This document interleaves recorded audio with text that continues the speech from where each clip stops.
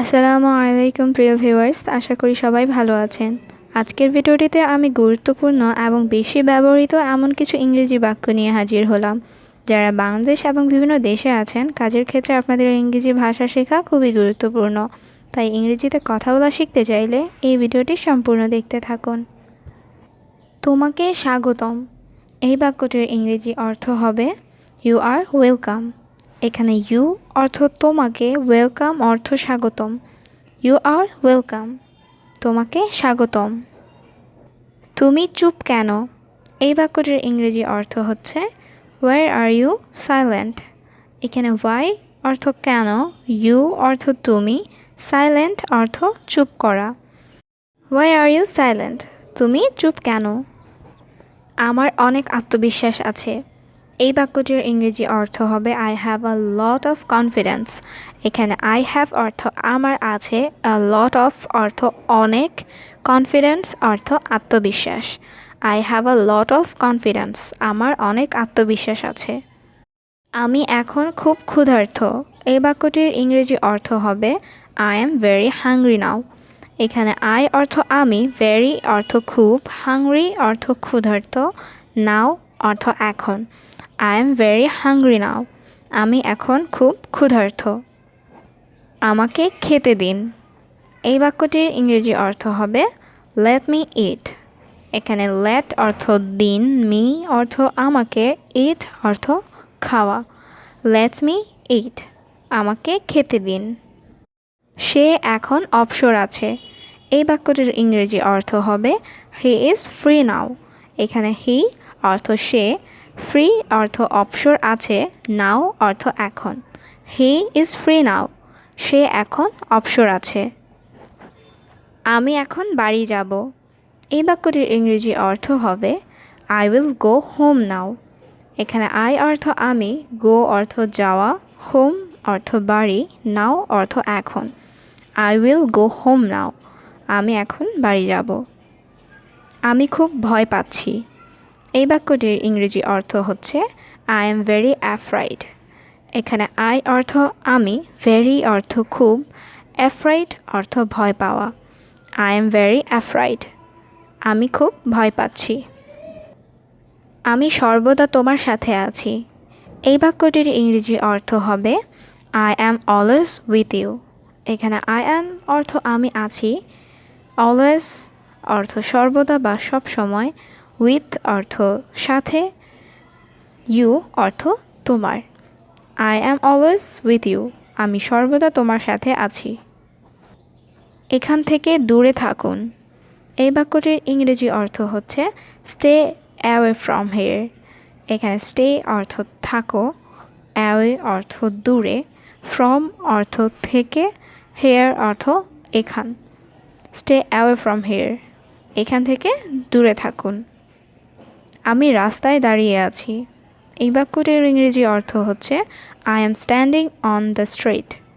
এখানে I am অর্থ আমি, স্ট্যান্ডিং অর্থ দাঁড়িয়ে আছি, অন দ্য স্ট্রিট অর্থ রাস্তায়। I am standing on the street, আমি রাস্তায় দাঁড়িয়ে আছি। আমি আগ্রহী। এই বাক্যটির ইংরেজি অর্থ হচ্ছে আই অ্যাম ইন্টারেস্টেড। এখানে আই অর্থ আমি, ইন্টারেস্টেড অর্থ আগ্রহী। আই অ্যাম ইন্টারেস্টেড, আমি আগ্রহী। এটা অবশ্যই করতে হবে। এই বাক্যটির ইংরেজি অর্থ হবে ইট মাস্ট বি ডান। এখানে ইট অর্থ এটা, মাস্ট অর্থ অবশ্যই, বি অর্থ হওয়া পর্যন্ত, ডান অর্থ করা বা হয়েছে। ইট মাস্ট বি ডান, এটা অবশ্যই করতে হবে। দেরি করা যাবে না। এই বাক্যটির ইংরেজি অর্থ হচ্ছে কান্ট বি লেট। এখানে লেট অর্থ দেরি করা, কান্ট বি লেট অর্থ দেরি করা যাবে না। কান্ট বি লেট, দেরি করা যাবে না। সময় খুব কম। এই বাক্যটির ইংরেজি অর্থ হবে টাইম ইজ ভেরি শর্ট। এখানে টাইম অর্থ সময়, ভেরি অর্থ খুব, শর্ট অর্থ কম। টাইম ইজ ভেরি শর্ট, সময় খুব কম। আপনি দ্রুত কাজ করুন।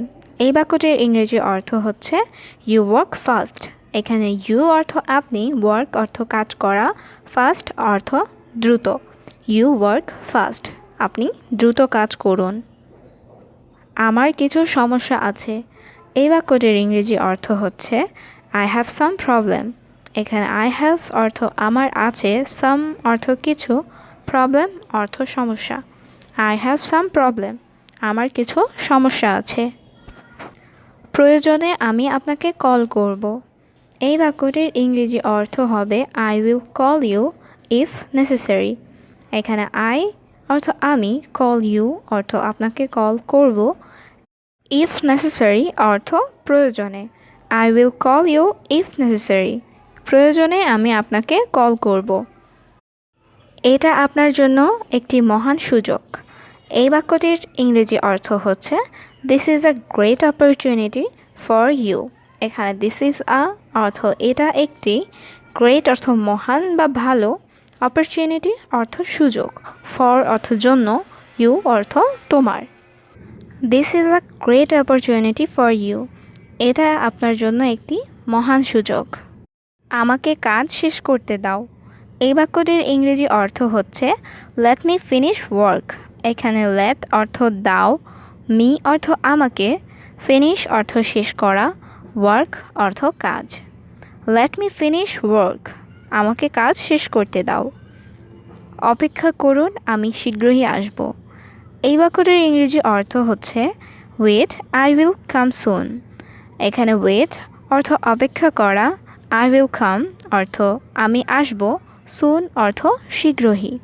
ওয়েট, আই উইল কাম সুন, অপেক্ষা করুন, আমি শীঘ্রই আসব। আমাকে তোমার তথ্য দাও।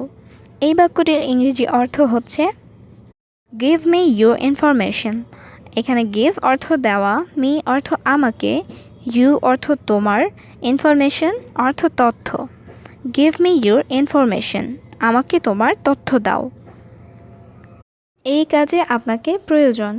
এই বাক্যটির ইংরেজি অর্থ হচ্ছে দিস জব নিডস ইউ। এখানে দিস অর্থ এই, জব অর্থ কাজে, নিড অর্থ প্রয়োজন, ইউ অর্থ আপনাকে। দিস জব নিডস ইউ, এই কাজে আপনাকে প্রয়োজন। তুমি আমার সাথে এসো। এই বাক্যটির ইংরেজি অর্থ হবে ইউ কাম উইথ মি। এখানে ইউ অর্থ তুমি, কাম অর্থ আসা, উইথ অর্থ সাথে, মি অর্থ আমার। ইউ কাম উইথ মি, তুমি আমার সাথে এসো। আমরা ঘুরতে যাব। এই বাক্যটির ইংরেজি অর্থ হবে we will go for a walk. এখানে উই অর্থ আমরা, গো অর্থ যাব, ফর আ ওয়াক অর্থ ঘুরতে বা একটু হাঁটতে বোঝায়। We will go for a walk, আমরা ঘুরতে যাব।